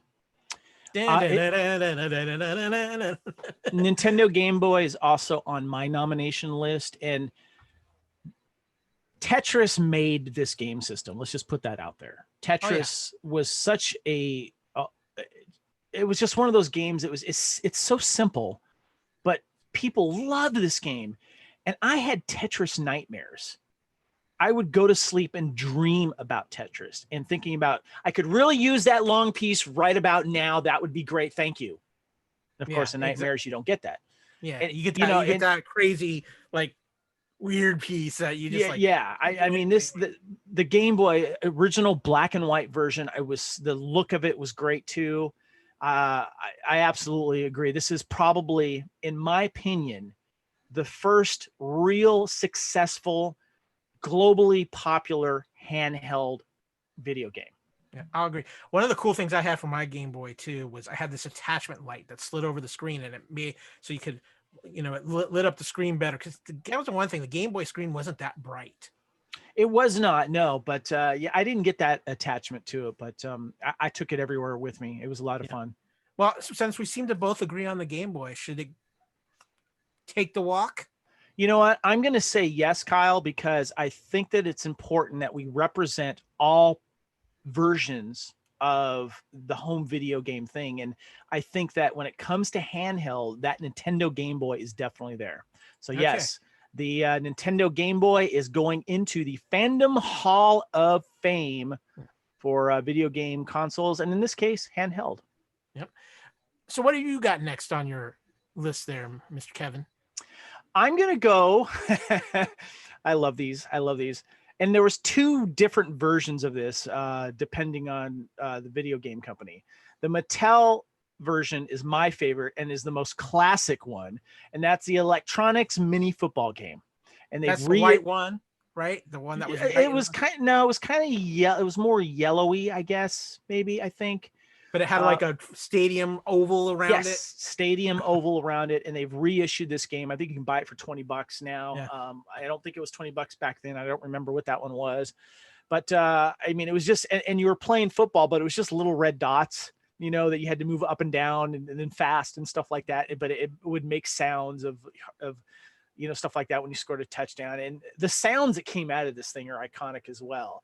But I think this is one of those classic handheld portable ones as well that is definitely, and Coleco had their version. It was called the Electronic Quarterback. Yeah, I had a couple others like that. I had a baseball one that was like that I played a lot. I had a really neat Space Invaders one that was like that as well. Yeah, but those are just so iconic, especially one with a little stadium around it. I love that one. Mattel. Yeah. Well, okay, I'm going to continue to stay old school here because I'm going to nominate the one that in my opinion is the granddaddy of them all, the one that truly started the life of the game console. I remember my dad coming home with this. Hold on. You're gonna go right to that one? You're not gonna build up to some suspense here, dude? Because it's on my list too, man. Okay, fine. Oh man, you gotta build it up, dude. You know how popular that one is. Oh, well, fine then. Be that way. Ego, Kevin. Okay, fine. The next up on my list, I am going with the Xbox 360. Xbox 360, good choice. I think this is the Xbox. I think this is the one most everybody had of this. I think it's the most popular one. I think it's the one that gave Sony kind of the closest run for its money during. And it was the Microsoft. It was the Microsoft version of the wireless controllers. Yes. Right. Yeah. But what I remember most about the Xbox 360 though, Kevin, the red circle of death. Ring of death. The red circle of death. Yes. The red ring of death, which Kevin Pereira did even a music video about in a hardcore rock style on Attack of the Show. So I started getting into playing video games on computers right around 99, 2000. I was playing Counter-Strike. I was a huge first-person shooter fan. And Xbox 360 was where I jumped into the was it the Call of Duty games, you know, obviously the World War II games, but the Modern Warfare stuff. Well, I loved that stuff. And the Xbox 360 was the game system. And also it was the one where you would actually get online for, you know, with Microsoft, and you'd pay that extra subscription fee and all that kind of stuff. And this is where you would get in arguments with 14-year-old kids being jerks, and you know, you're wearing the headphones and that type of stuff. And you got into clans and stuff like that. It was just a whole new era of video gaming. Yeah, it was. I remember you also had to pay like $60 to get the wireless adapter so you could get Wi-Fi internet for that thing. Yeah, you remember that? Yep, and then they came out with a version later that had it built in. Yeah. I do. The Xbox 360 is on my list too, man. Yeah, I think it needs to go in because I do think it's the one that represents Microsoft and their foray into consoles better than any of the other systems. Xbox 360 is going into the Fandom Hall of Fame. So that gives us two: the Game Boy and the 360. Yes. What do you got next, Kevin? Okay, so we got the Nintendo Game Boy and the Xbox 360. One spot is already taken, so we have spots. We have 1, 2, 3, 4, 5 more spots here. Here we go. All right, I have got. Let's see here. I'm gonna go, and this is the one that I'm surprised was not on your list, Kyle. I'm really surprised by this because it was a certain video game that changed everything when it came to first-person shooters. And some people will agree that the video game was better than the movie. And this was one of those things where a game is so good, it sold consoles. And not only that, the console itself, when this game got so popular, would issue this game with it to sell more consoles. And I'm talking about the Nintendo 64 and the game GoldenEye. Why isn't this on your list, Kyle? Come on. Because I'm not going to take a system that sells me one game, first of all. And the N64. Wait, everybody played this game. And okay, it was and over again. And people, I mean, when you go to conventions, there's lines for people lining up to play this game at conventions. I understand that. It is iconic. And if we ever do a first-person shooter Hall of Fame, GoldenEye is going to walk in on the first ballot. There's more to a system than just one game. Now, granted, disappoint me, Kyle. This should have been on your nomination list. Granted, there were some other good games for the N64. Are you not a first-person shooter guy? I know I love first-person shooters, but again, I'm not. Here's the other problem I have with the N64, and this was kind of something that Nintendo had a problem with for me, with the N64 and with the Nintendo GameCube, was the most weirdly designed controllers I have ever seen in my life. I'll give you that. But you got used to it. You got used to it because GoldenEye, especially the sniper parts, man. Oh yeah. So good. I mean, there were some other good games. Perfect Dark was a huge game. There was the Star Wars game on there. Yeah, so you had a good amount of video games. Yeah, but I mean, it just, to me, it wasn't. I think there's going to be Nintendo has a big history there. It's not even close I'm to gonna Nintendo's fight you best- on this one, man. Gosh, It's not even close to Nintendo's best system. All right, what's So. next for you, sir? Okay, next for me, I am going to go with the system that I consider the champion of the current generation of consoles, and that is the PlayStation 4. Sony has just blown Microsoft out of the water this generation of consoles. And it's because of exclusive games. You have The Last of Us, you have the Uncharted games, you have Spider-Man, you have Horizon Zero Dawn, you have Gran Turismo, you have the PlayStation VR headset, which is an amazing piece of technology. The PlayStation 4 has it's dominated this current generation of consoles. As we kind of wrap things up as we're getting ready for the launch of the PlayStation 5 and Xbox One X. You also have the Final Fantasy VII remake, which just came out not that long ago.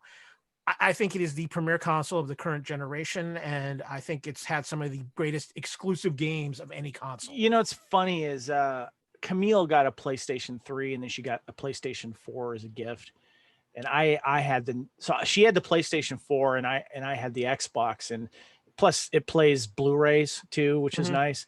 And it's really impressive, including their online system as well and their online games and such. It's definitely there. I almost wish I owned one, actually. Yeah, no. I will not be giving mine up when the PlayStation 5 comes out. Kyle, we've been neglecting another gaming format that maybe we should mention here, because I want to shout out the chat real quick. First of all, Carlos and Jennifer's out there as well, and Nathaniel. Because Jennifer said that her husband's been playing Diablo 3 since we started dating back in 2003, and she says I think he's playing it right now. But like computer games, is that a different topic? Because like I said, I was playing Counter-Strike for so long where you could play online. They were specific. I know games come out for computers as well as Xbox and of course PlayStation. Have we kind of forgotten about these in this segment, or is that a different thing? I guess because everybody has a different computer setup. That's not the same console. Right. And right. The other thing that you have to understand is up until recently, to play a game on a computer versus playing a game on a console, if they were to play, the computer would always win because the mouse clicks respond faster, the keyboard strokes respond faster than what the controller does. Right. And again, with a computer, you can mod it out in so many different ways. So I think you're looking at more with computers. You're more looking at individual games per se. I remember back in PC. 2000, my buddy at work at the time, I was working for that game company. He was a computer genius and he built game systems and computers. And I said, look, I want to start playing these games. Can you build me a computer? He's like, yes, you pay for it, I'll build it. And that's exactly what I did. And first game I got sucked into was Counter-Strike. And so I was just kind of curious where we were with that. By the way, Carlos said, was it Ocarina of Time? Was he bought for the for the N64? Yeah, it was a good Zelda games you can't go wrong with. That's always a good. The other thing about PC, Kevin, is I really do think it's more individual games that stand out for the PC than it is the console. Because again, there's so much else. Because Dark Forces, Star Wars, PC only, dude. I mean. These are some of the classics. Maybe that's a different topic. Yeah, I think it becomes its own thing because I don't think you can really compare. Because if you were going to do it, you could just say World of Warcraft and be done. There you go. Yep. So, okay. That's just my feeling on that. So, what have you got next on the list, Mr. Reitzel? Okay, so let's see. I forgot where I was here. Well, let's go to PlayStation again, shall we? Because I believe this is on your list. The PlayStation 2. This is where the one still had a cord here. Mm-hmm. But this game system also, you played got Blu-rays. to. What's that? They played DVDs. Played DVDs. Did it play Blu-rays? I don't remember. I think it was until the 3 it started. Okay, Blu-ray. Yeah, that's right. DVDs. But the thing that was weird about this, let me talk about the problem that I had with PlayStation 2, was that you could put it on its side. Mm-hmm. Stand it up and then stick in the game or the DVD that way. Mm-hmm. I liked putting it down personally because I always seemed to fall over. Mm-hmm. But this game system really kind of was in the forefront of the new age of home game systems. And it seems like they are still producing games for the PlayStation 2. They aren't, but they. I know, but it seems they were still producing games for the PlayStation 2 when the PlayStation 3 came out. I mean, it was just crazy how popular people were still buying this game. And there's so many great games that came out of this. The secondary market for PlayStation 2 and its games is still popular. I think I still have mine, actually. I haven't played it in a long time. Yeah. I'll give you a PlayStation 2 story real quick, Kevin. The PlayStation 2 was the only game console I actually I slept in front of Best Buy the night before it came out to get in line for it. I was third in line. So I got one. This is for PlayStation 2, and you were spending what, $300 for it? $300 plus you were buying a couple of games. Yeah. So probably about $450 when it's all said and done. So I stay the night. The morning comes. Best Buy's nice, hands out donuts and everything like that. And it was a spur of the moment decision. I was like, I went down there. Let me see where the line was at. This is probably about 8:00 at night. I threw a chair in one of those like cloth folding chairs, and there's about 3 people there at the time. So I say, oh, forget it. I don't have to be at work the next day. I'm gonna do this. By about 10:00 at night, it was about 50 people deep in line. So the next morning comes around and they give out tickets to everybody. So if people wanted to go use the bathroom or go get some breakfast or something like that, they had their ticket. I got my ticket. I had a guy right on the spot. He was literally just going down the line. $500 for your ticket. $500 for your ticket. $500 for your ticket. $500 for your ticket. Yes. That's just to get your ticket. No, I was like, no, I waited here all night. I'm not going to come. I had pride. I should have taken the $500. I saw people doing that on a Black Friday thing at Thanksgiving time. People selling their tickets in place to get exclusive stuff. And that was the last time I will ever stay out overnight or get up extra early in the morning to go shopping on the day after Thanksgiving. Yeah, well, but you know what? I did for the PS2. It was fun too. It was a good crowd. Yeah. Real quick, Jennifer Farnsworth said that she spent hours playing another game, Resident Evil on PlayStation 2. I mean, that was a classic game there. So yeah, I think the PlayStation 2 is the most popular of the PlayStation systems, and I think that one needs to. I mean, I'm a fan of the classic PS1, but I think the PlayStation 2 just brought everything such to a higher level. So I think the PlayStation 2 needs to be Sony's representation in the Fandom Hall of Fame. I agree. PlayStation 2 going into the Fandom Hall of Fame for video games. So it's happening right now. I'm actually updating the master list I have here, which I'll do. So yeah, we got PlayStation 2, Xbox 360, and the Nintendo Game Boy. So we have 1, 2. What's that? And then we still have our first ballot Hall of Fame. Yeah, so we have 1, 2, 3, 4 empty spots. Okay, well, one's about to be filled then, Kevin, because now I'm going there. The game system that started it all, the Grand Poobah, that nice wood finish. We love the wood finish. Of course, man, yes. I am talking about the Atari 2600. I remember when my dad came home with this, he hooked it up. He bought Space Invaders and Asteroids and Combat, because Combat came with the Atari 2600. I proceeded then to start playing Asteroids, and my first time ever playing Asteroids, I had to hand the controller to my older half brother because I proceeded to flip Asteroids 6 times without dying. Because like when a score goes up to like 1 million or 100 million, it flips back to 0. It would flip back to 0 in the old days. Yeah. I had to give it up because my thumb hurt too much. So I think it was like a classic controller later. Too, man. You had a 1 button and a joystick, and it worked great. The best thing ever was when, I think it's about 2 years into the life of the 2600, they started coming out with controllers called the Point Master, where the button, instead of being to the side, was at the top of the joystick. Ugh, gosh. Yeah, so, I had that. That was one of the controllers I had for that Commodore 64. Kyle, yeah, this game, what's funny is I forgot that this came out in 1977. I didn't see one of these until the early 80s, to be honest with you. My friends didn't have this. So I don't think it caught on till the early 80s, to be honest with you. So the fact that this came out in 77, I'm sure that they, made better versions of it in the 80s and maybe updated it or whatever, but this was it, man. And it is the most classic looking game with one of the best all-time controllers of all time. It's going in, Kyle, right? It's going in. Oh, it's going in. But we got to talk real quick about a little bit of the quick history of Atari. Because, great after Space Invaders, Pitfall, all the great Activision games that came out for the Atari 2600. And then they brought their port of Pac-Man, which to this day is everybody goes WTF when you see the Atari 2600 port of Pac-Man. Pac-Man, yeah. but let's get to the sad end of the 2600. All brought on by a little alien and his Reese's Pieces. Yep. E.T. killed the 2600. Yes, it did. And there's a great documentary about the ET game because they buried a bunch of them out in a desert landfill somewhere. For so long, an urban legend. And only there's to a become true. And there's a great interview with that guy on that Netflix TV series that we spoke of earlier in this podcast. Yes. So thoroughly enjoyed the 2600, some of my best childhood memories. So that is going in. So how many spots do we have left, Kevin? All right, Kyle. Right now we have, I think what we need to do is we got 3 more spots to go because our number 1 walk-in we haven't mentioned yet.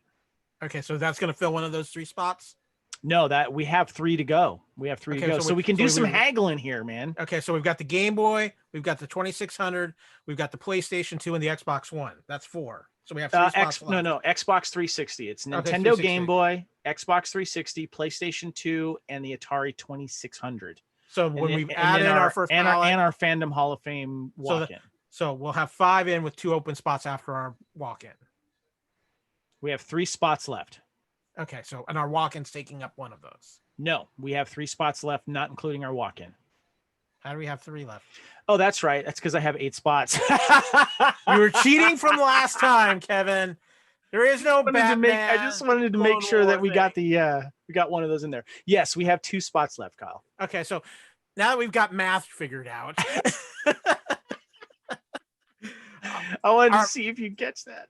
Yeah, a nice try there. Well, live, as I said, anything can happen at the top of the show. Without a doubt, to me, as much as we just put our love on the 2600, the most generational, well-known system, I think, for anybody who is a child of the 80s and even the 90s is the NES, the Nintendo Entertainment System. Bring on your Duck Hunt, bring on your Gyromite, bring on your Super Mario Brothers, bring on the hardest ever Teenage Mutant Ninja Excite Bike. Game. Oh, I loved Excite Bike. Also, come on. First-person Legend of shooters Zelda. love this game. Duck Hunt, yes. Also, the code. Oh, up, down, left, right. BA, start Contra, live with 99 lives. Contra, baby. Come on, Contra. Oh, God. And there's also Marble Madness was on there as well. The original Metal Gear. Yeah, this changed this is the game system that everyone got, and you could find different versions of it, including different games. You know, obviously the one with Duck Hunt in the game was one of the more popular ones that you would get with Super Mario Brothers. I mean, dude, and the game cartridges themselves. Of course, another is it Urban Legend? Did everyone blow into them all the time? Did that really help, or did they put in moisture and make it worse? Because if there was something wrong with your game, you pulled that thing out, you blew on it, you slapped it in there like it was a Kyle, you have the mini version. This is the console version they put out a couple of years ago, the NES Classic. Never got my hands on that. Which has 30 classic NES games on it. A lot of fun. Everything's just on a flash storage here, but you got a lot of classic NES games. What's even more fun though is if you have a Nintendo Switch, most of these games are now available to play for free on the Nintendo Switch. Yeah, so that is our Fandom Hall of Fame walk-in right into the Fandom Hall of Fame. So the most important question, Kevin, because I know I got the Nintendo Entertainment System that came with the Zapper and came with the version of the double cartridge of Mario Brothers and Duck Hunt, which I think is the one that a lot of people had. But a lot of people also got that first version with Rob the Robot. You remember? I don't even remember that one. Don't remember that one. Chat people, help me out here. Rob the Robot. Come on. Are you making stuff up? What's Rob the Robot? What? It came with the game you played. I think it was really only compatible with a couple of games, but the main game was Gyromite. I don't even remember that game. Those were the games that did not launch this system and made it popular, man. It was Super Mario Brothers and Duck Hunt. That started it. And then of course the Legend of Zelda.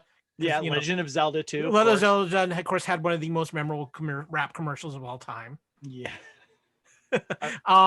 You said Excite Bike. The greatest, still my opinion, the best Teenage Mutant Ninja Turtle game ever, even if it was the hardest one. Yes, and we talked about this before. Carlos said it in the chat, and the Power Glove. Oh yeah, let's not forget the Power Pad as well. Do you remember that, Kevin? Yes. No, I don't remember. Oh wait, no wait, I do remember the Power Pad. Yes. Yes. And we should mention that the Power Glove has its own documentary too, right? Yes, there's an Amazon documentary on strictly the Power Glove. There are some great NES documentaries on Amazon. If you have Amazon Prime, check them out. There's one talking about a guy who made it his mission to get, I think there's like in existence 706 different NES games, and he was trying to collect them all. There's one that's just insanely expensive. I think there's only like 20 in existence, and it's like 50 some odd $1,000 if you find it mint in a box. Nathaniel says, how is the NES Famicom not a walk-in? It is a walk-in. That's the thing. Listen, Nathaniel, listen. Was it Famicom? That was the there was that was the Japanese name, right? Yeah, the Japanese name before it came over here. Yeah, that is the top pick that we agreed on before we made our list, was that this NES system was just so popular. And I love the fact that it was kind of compact too. It wasn't a large video game thing. It was easy to work, easy to put things in. The controllers were great. That classic rectangle shape. They didn't take up a lot of space. That it had everything going for it, man. I mean, it was just fantastic. So yeah. What was your favorite NES game, Kevin? I would have to say Contra, and then right behind it was Super Mario Brothers. Yeah, I'd have to say along those lines. I got to throw the Legend of Zelda in there too. I never got into Zelda. Zelda wasn't my thing. I played it and I was just like, nah. I'll tell you what though. Another one I was always a big fan was Punch Out. Punch Out was good too. I played Excite Bike all the time as well. Yeah, Excite Bike was great. I still play Excite Bike. What are you talking about? Yeah. We got 2 spots left, Kevin. I think one has to go to the Genesis. It won the 16-bit era. The Sega Mega Drive. Yeah.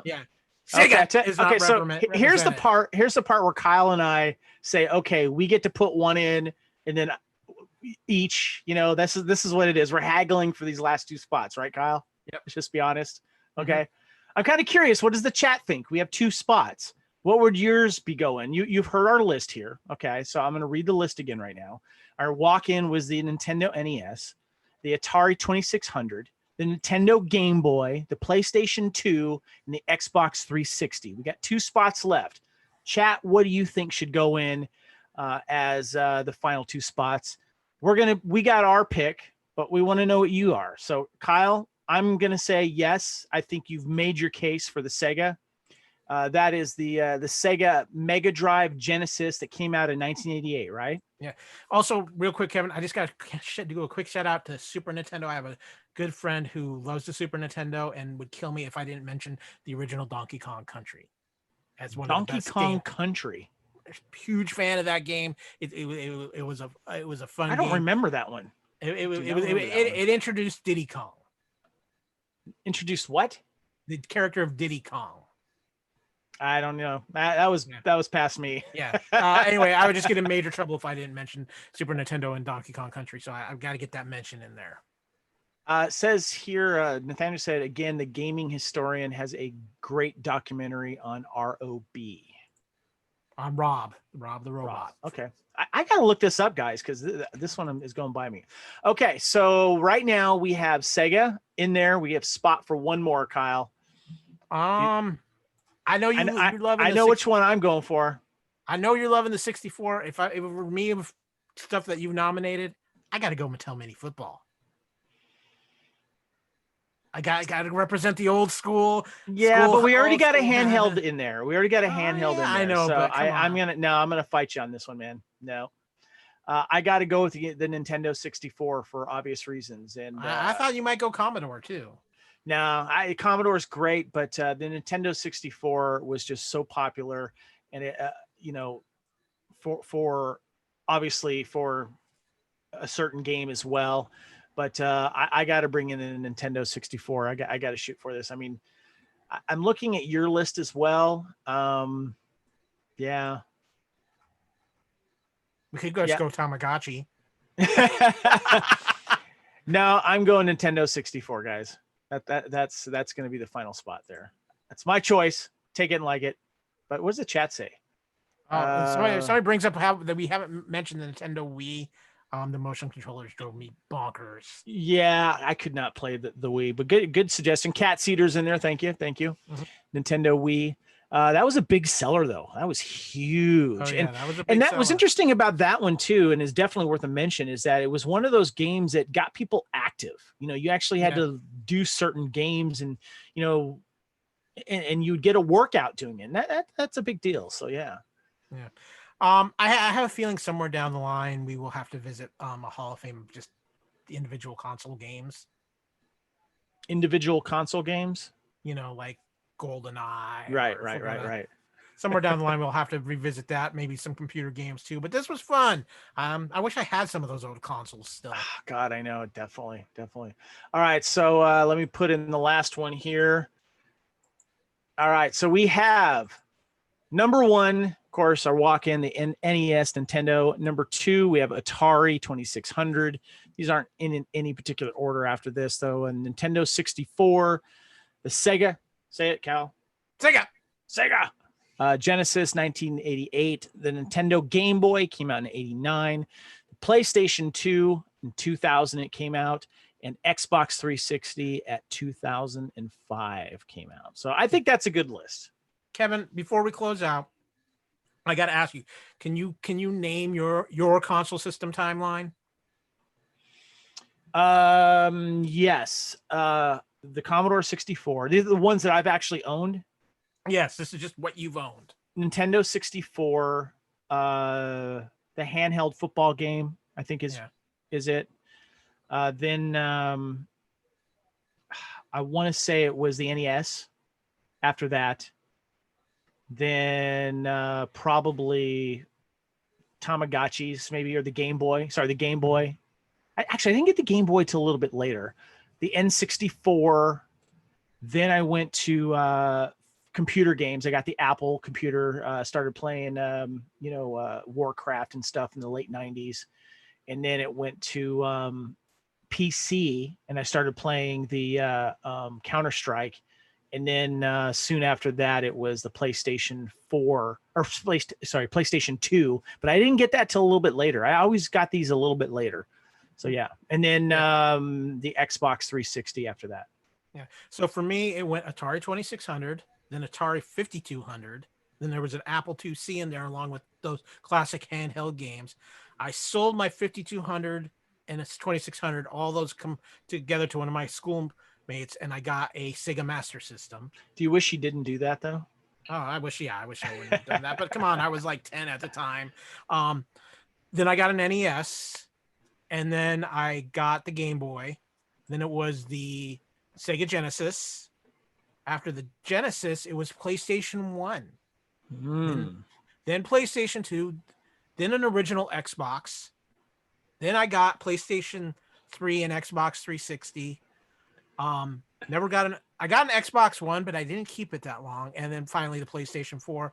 And I will probably get a PlayStation 5, but that's probably going to be down the road just a little bit because I'm waiting to see how that plays out. Cat's saying, wait, no Intellivision? I think we talked about that. You can have your phone cord and your disc and keypad. I forgot there was another game. Thank you, Carlos. The N64 was crucial. Shadows of the Empire, dude. That's what I did. I mentioned a Star Wars game. I just couldn't think. Yeah, Shadows of the Empire was huge. Yeah. Played the heck out of that game. Hoth Battle. Yes, I mean, it was just huge. And so yeah, Katsu said, "Boo! What about Intellivision or Pong?" Yeah, it's not. Sorry, not making it in our personal fandom Hall of Fame, but we did mention it. We did mention it. So Kat, we'll send you in a television voice because I do remember when that came out. I'd be curious to see what their Hall of Fames would be. So yes, yeah, exactly. But you know what? It's about that time. Kevin and I are going to get out of here. We've kept you quite long. We're trying to get these times shortened down, but we have so much fun chatting with you guys. We do. And the chat's fun. Thank you guys so much for getting in there. We appreciate you guys. And Murph, thanks again for jumping in too. Yeah. We will send you your free Patrick Mahomes shirt, Murph. And I know. By the way, he said PlayStation 2, Star Wars Bounty Hunter. Enough said. Yeah, exactly. Um, Yeah. Yep. with that, Kevin and I'm going to get ready to go back to the movies. But with that, as always, as the prophets say, be excellent to each other. And as we say around here, enjoy your fandom. Bill and Ted coming out this weekend. I'm so excited. See you guys. Thank you.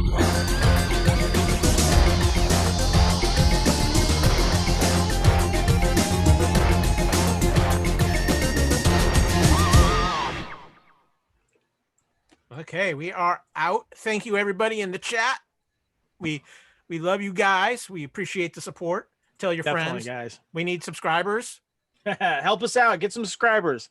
We're up to 44 last I counted. We got to get to that magic 100 number. So help us out. Push us out there. Murph, thanks so much for coming on. We always love having you on. Kat, you know, we love you too. Thanks, Kat. Appreciate it, man. I am going to come steal your Talking Deadpool head, Kat. You see, he got that? That's very cool. But thanks, everybody. We'll be back same time, same YouTube channel next week. Kevin's going to go play some Galaga. Oh, yeah. Look at this. This thing is just so cool. You can actually play Galaga on this little thing. I love it. Yep. So cool. And good night, everybody. Good night. See you later.